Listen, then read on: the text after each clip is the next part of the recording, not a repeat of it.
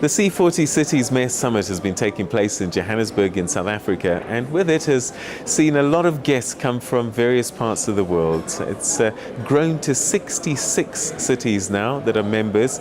3 have joined at this particular summit, but also we've had visitors who work with mayors, and one such person is the Secretary General, Sussana Muhamad, who comes from Bogota, all the way in Colombia, a great footballing nation, I've got to tell you. But let's talk to her about climate change and some of the reasons why Bogota is part of C40. Thank you very much for joining us, Secretary General, and welcome back to South Africa, because this is a familiar part of the world for you. Yeah, I'm very happy to be back after I did my master's studies here at Stellenbosch University. Well, Bogota joined the C40 because we needed to learn faster about what innovations were happening in other cities in the world. And it has been very productive to have this collaboration and continuous learning and inspiration from what other cities are doing. So we keep up in the C40 very active because of these reasons. So tell me some of the things that perhaps you've learned from the C40 grouping. Any things that you've learned from other cities that you've been able to employ back at home?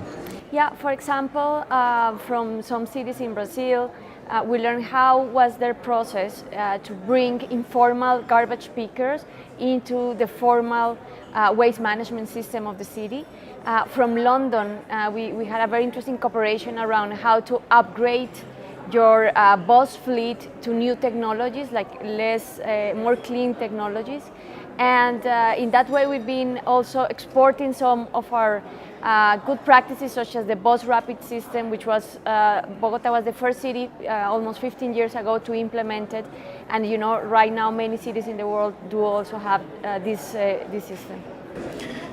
Do you think that your citizens are becoming more and more aware of climate change and are contributing more and more in doing little things to help fight climate change? Yes, I would say the environmental consciousness, especially in the young people, is very interesting. It's like a whole shift of culture as the generation changes.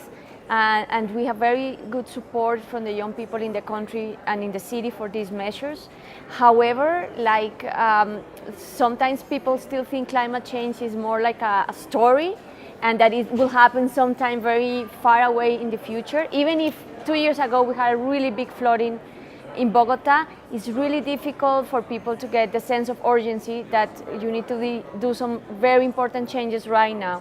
So it requires a lot of education to the stakeholders for them to really embark on a change agenda in a city.